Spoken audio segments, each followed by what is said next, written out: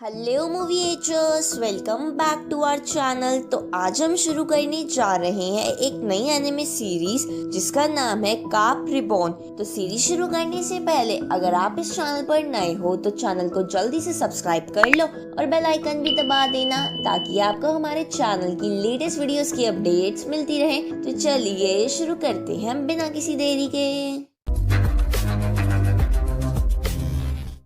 Episode 1 की शुरुआत में हम एक नरेटिंग वॉइस को सुनते हैं जो हमें बताती है कि हजारों साल पहले एक प्योर फीनिक्स स्पिरिट पर कई सारे बीस्ट ने अटैक कर दिया था, जिसमें टर्टल, मैगपाई, बियर, स्नेक और मेंटिस बीस्ट शामिल थे। इसके बाद सीन चेंज होता है और हम ह्यूमन वर्ल्ड के एक आर्मी मैन को देखते हैं जिसका नाम वैंग सेंग था, जो हेलीकॉप्टर से जंप लगा के किसी जगह पर उतर रहा था। तभी एक बड़े से फीनिक्स बर्ड की स्पिरिट उससे आकर टकरा जाती है, जिसके बाद वो एक स्पेस जैसी जगह पर पहुंच जाता है जहां उसे वही फीनिक्स बर्ड की स्पिरिट एक लड़की की फॉर्म में दिखती है जो उसे कहती है कि मुझे ढूंढो और मार दो। लेकिन ये सुनकर वैंग सेंग को कुछ भी समझ नहीं आ रहा था। तभी वो अचानक से अपनी दुनिया में वापस आ जाता है जहां उसे अपने हाथ पर लगे डिवाइस से पता चलता है कि वो बहुत जल्दी नीचे गिरने वाला है और उसके पास पैराशूट खोलने का भी टाइम नहीं है। दूसरी तरफ हम स्पिरिट वर्ल्ड में एक लड़की और उसके अंकल को देखते हैं जिसे डाई हुआन नाम के एक अमीर घराने के लड़के ने अपने साथियों के साथ घेर रखा था। अब वो लड़की जिसका नाम सोंगयेन था वो डाई से कहती है कि तुम हमारी फैमिली के फॉरबिडन प्लेस पर क्यों आए हो, जिस पे डाई कहता है कि मैं तो बस तुम्हें चाहता हूँ। तभी डाई के साथी अपनी पावर की मदद से वहाँ के तालाब का बड़ा हिस्सा बाहर निकालने लगते हैं। तो सोंगयेन के अंकल उसे रोकने को कहते हैं क्योंकि वहाँ पर एक ट्रेजर छुपा था, पर डाई इसके लिए नहीं मानता क्योंकि वो उसी ट्रेजर को पाना चाहता था। इसके बाद डाई सोंगयेन से कहता है कि तुम मुझे मत रोको, वैसे भी सभी बड़े लोगों के मुताबिक तुम्हारी शादी मुझसे ही होगी। जिस पर सोंगयेन उसे बचने के लिए झूठ कहती है कि मैं तुमसे शादी नहीं कर सकती, मेरा एक मंगेतर है। ये सुनकर डाई हंसते हुए कहता है कि अगर ऐसा है तो बोलो अपने मंगेतर को कि वो यहाँ उड़ते हुए आए और तुम्हें बचा ले। उसी समय हम वैंग सेंग को आसमान से सीधा उस पानी के बबल में गिरते हुए देखते हैं जिसे डाई के साथियों ने निकाला था।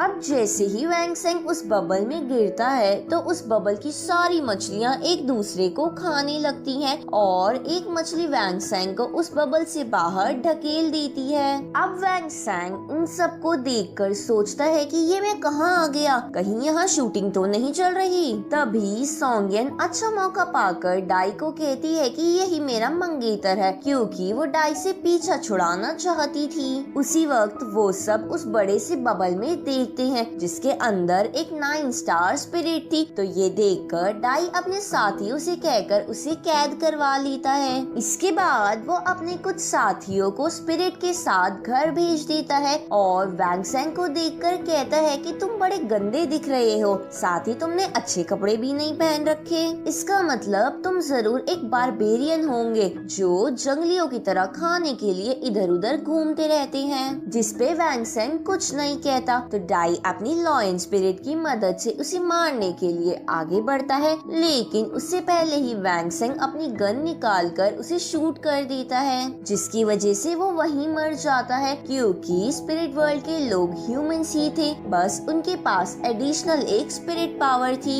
जिसकी मदद से वो आपस में लड़ते थे।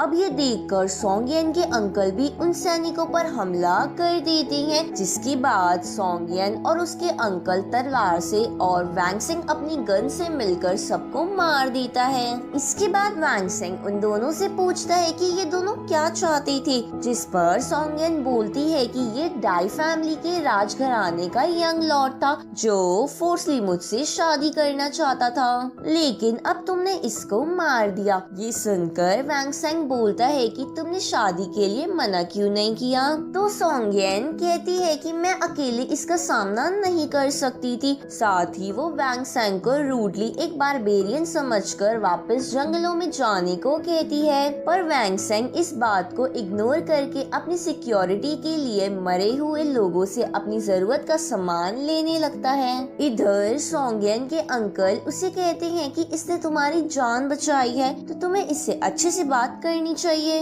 साथ ही अगर हमने इसे यहाँ से जाने दिया तो डाई की मौत का इल्जाम हम पर आ जाएगा। तो सोंगयन कहती है कि ठीक है, आप घर के बड़े लोगों से जाकर बोल दो कि यहाँ लूटपाट हुई है, लेकिन उन्हें डाई की मौत के बारे में मत बताना। इधर वैंग सेंग इन सब चीजों को देखकर थोड़ा हैरान था, इसलिए वो इस वर्ल्ड के बारे में और जानने के लिए सोंगयन से कहता है कि अब तो मैं तुम्हारा मंगेतर हूँ, तो तुम्हें मुझे रहने की जगह दोगी। ये सुनकर सोंगयन थोड़ा गुस्सा हो जाती है, जिस पर वैंग सेंग बोलता है कि सबसे पहले मंगेतर वाली बात तुमने ही कही थी। तभी वैंग सेंग नदी के पानी से अपना चेहरा धोता है और उसे पता चलता है कि वो बहुत यंग हो चुका है। इसके बाद वो दोनों वहाँ से जाने लगती हैं, जहाँ रास्ते में वैंग सेंग उन डेड बॉडी से मिले मैप को देखकर सोंगयन से कहता है कि तुम्हारी फैमिली तो काफी अमीर है, तो मुझे तुम्हारी फैमिली का दामाद बनने में मजा आएगा। ये सुनकर सोंगयन उसे गुस्से में देखने लगती है।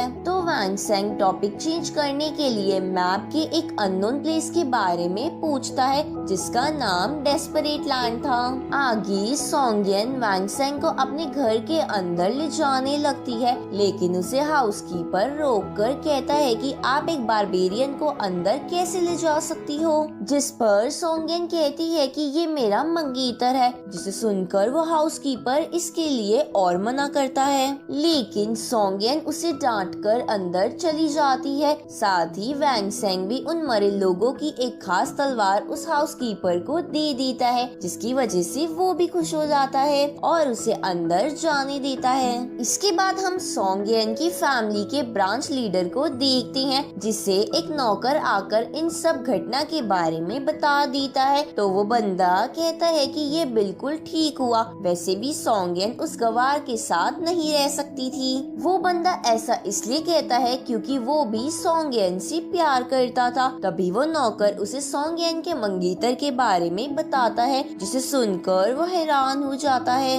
इधर हम वैंग सेंग को देखते हैं, जो अपने एक स्पेशल एआई डिवाइस की रिकॉर्डिंग ऑन करके कहता है कि ये ड्रीम्स मुझे लास्ट कुछ सालों से आ रही हैं, जहां हर बार मैं अलग अलग जगह पहुंचता हूं। इसलिए मैंने अलग अलग साइकियाट्रिस्ट को भी दिखाया, लेकिन वो कुछ नहीं बता पाए। साथ ही कुछ समय पहले मेरे सपनों से वो फीनिक्स गर्ल गायब हो गई थी, जिसकी वजह से मुझे ये सपने आने बंद हो गए थे, पर ये सिलसिला फिर से शुरू हो गया। इसलिए अब मुझे उस फीनिक्स